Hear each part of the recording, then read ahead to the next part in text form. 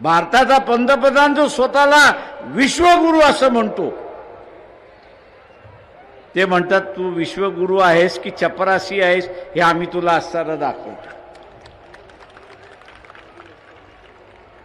तू विश्वगुरु आहेस की चपरासी आहेस हे आम्ही तुला असताना दाखवतो.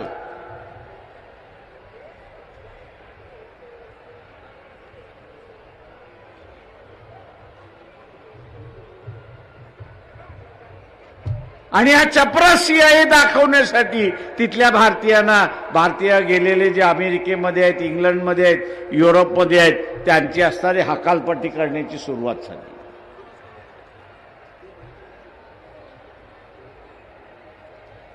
म्हणजे 140 कोटी देशाची असणारी लोकसंख्या उद्या परदेशी गेलेले भारतीयांना पुन्हा पाठवलं तर या देशामध्ये 160 कोटी लोकसंख्या होणार आहे अशी परिस्थिती. आता isakal.com आहे देशातील नंबर 1 ची मराठी न्यूज वेबसाईट. प्रत्येक अपडेटसाठी isakal.com ला नक्की भेट द्या. आपण जिंकलो पाहिजे ही आपली आशा आहे. पण जगातले एवढे देश त्या पाकिस्तानला मदत करणार असतील तर आपली स्थिती काय राहणार आहे? सिंदूरमध्ये एकही आपल्या बाजूने उभा राहिला नाही. ज्याच्याकडून विमानं खरेदी केली फ्रान्सकडून तोही आपल्या बाजूने उभा राहिला नाही. म्हणजे एकही मित्र आपण ठेवला नाही अशी परिस्थिती आहे.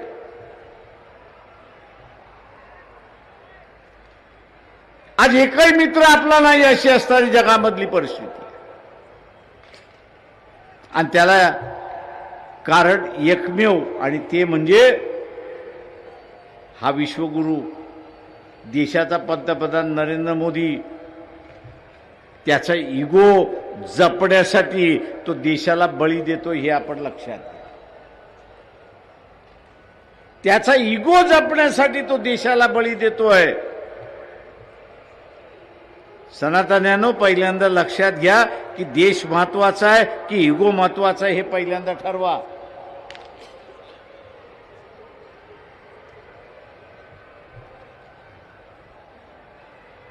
इगो महत्वाचा आहे की देश महत्वाचा हे पहिल्यांदा ठरवा.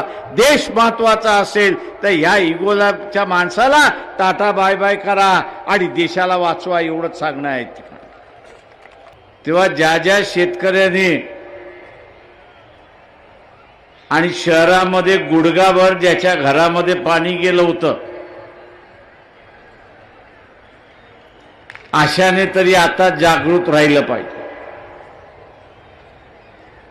आता तरी त्यांनी धडा शिकला पाहिजे की पाणी ओसरलं पण शासनाकडून मदत आली नाही. शासनाने काय जाहीर केलं तर आम्ही असताना दिवाळीला असणारा मदत त्या ठिकाणी देणार आहोत. ती दिवाळीला सुद्धा मदत येणार नाही याची असणारी खात्री मी आपल्याला त्या ठिकाणी देतो. काका, इथे शेतकऱ्याला मदत करणं, गरिबाला मदत करणं, वंचिताला मदत करणं हा भारतीय जनता पक्ष RSSचा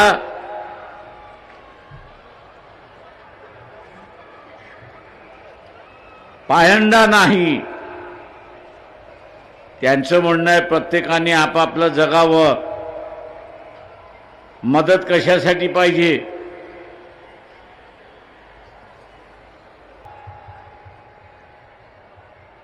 ओबीसीचा घात कोणी केला तर बीजेपी आणि RSSनी केलेला आहे. एवढं तरी डोक्यामध्ये ओबीसींच्या गेलं पाहिजे तर कुठेतरी आरक्षण वाचेल. आणि जे काही ग्रामपंचायतीमध्ये सरपंच होत होतात, जे काही पंचायत समितीमध्ये सभापती होत होतात किंवा असणारा जिल्हा परिषदेमध्ये आरक्षण निघालं की तिथे असणारा ओबीसीतला अध्यक्ष होत होता, ती पूर्णपणे जाण्याची शक्यता हे लक्षात घ्या. नुसतं राजकीय आरक्षण जाणार नाही,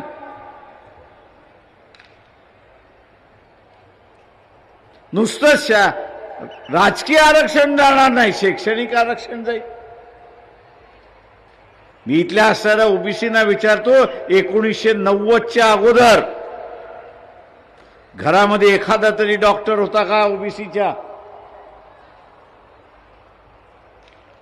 एखादा तरी IAS अधिकारी होता का?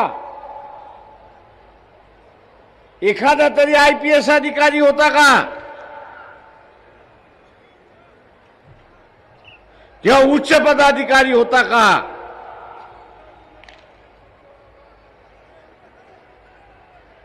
समाज व्यवस्थेमध्ये ज्या शिडीने आपण वरती चढलो त्या शिडीशी इमानदार राखणं हेच सगळ्यात महत्वाचं आहे. नाही तर शिडीचा वापर केला की फेकून द्या.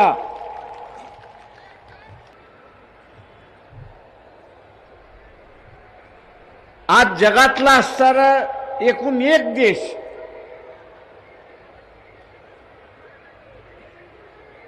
हा पाकिस्तानच्या बाजूने उभा राहिला.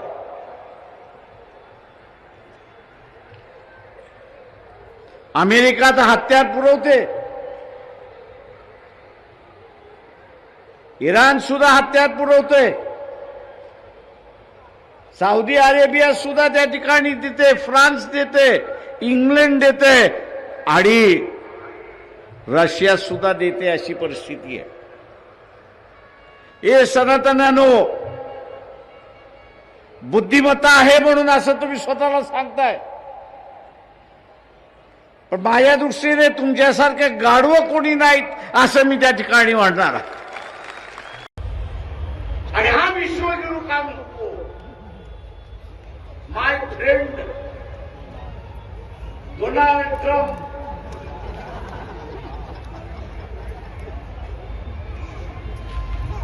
अरे तू एका राष्ट्राध्यक्षाचं विडंबन करणार असेल तर त्याला राग येणार, त्याला राग येणार की नाही येणार?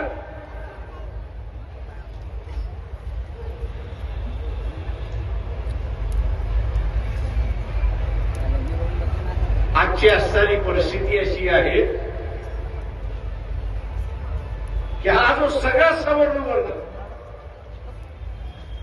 अमेरिकेत गेला, युरोपमध्ये गेला, इंग्लंडमध्ये गेलाय,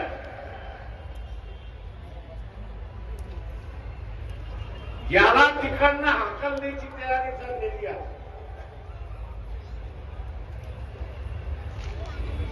त्याला हाकलता कसं येईल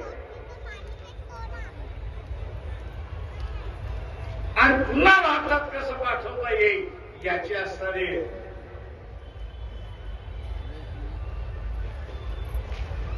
धोरणं आखल्या जात आहेत. अशी परिस्थिती आणि ती कशासाठी? ते काय भारतीयांच्या विरोधात नाही, ते भारताच्या विरोधात नाही, पण हा जो विश्वगुरु आहे,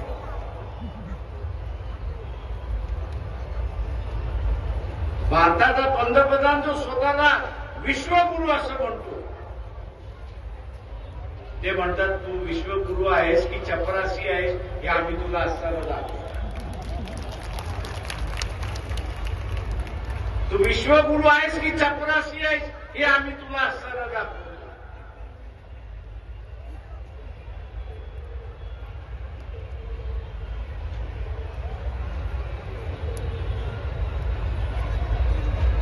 आणि हा चपरासी आहे दाखवण्यासाठी तिथल्या भारतीय गेलेले जे अमेरिकेमध्ये आहेत, इंग्लंडमध्ये आहेत, युरोपमध्ये आहेत, त्यांची असणारी हकालपट्टी करण्याची सुरुवात झाली.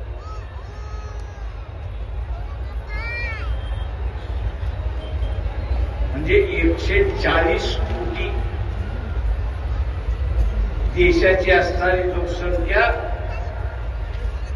उद्या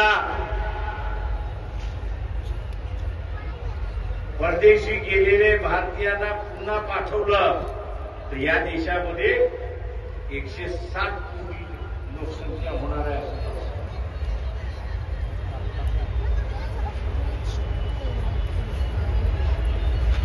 आता हे जे बाहेरून येणार आहे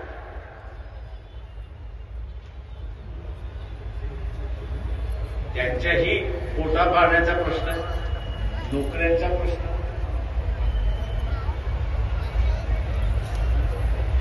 त्यांना घराचाही प्रश्न राहणार आहे. हे इथे संकट आहे. त्या संकटामध्ये भर कोण घालतोय ते इथला असणारा विश्वगुरू घालतोय अशी परिस्थिती.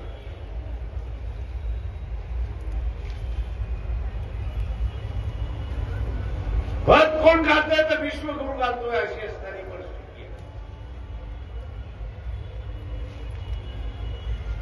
आणि दुसऱ्या बाजूला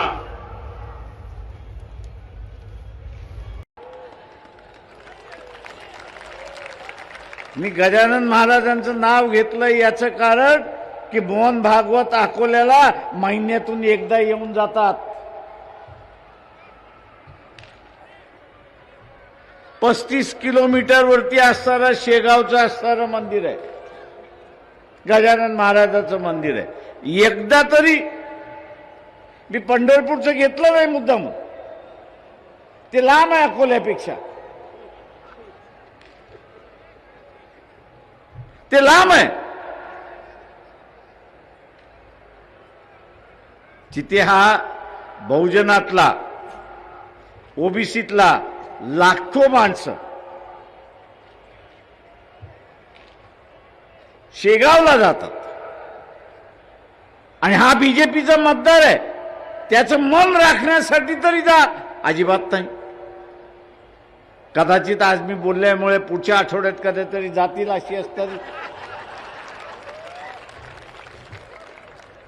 लाजेकाजेनं.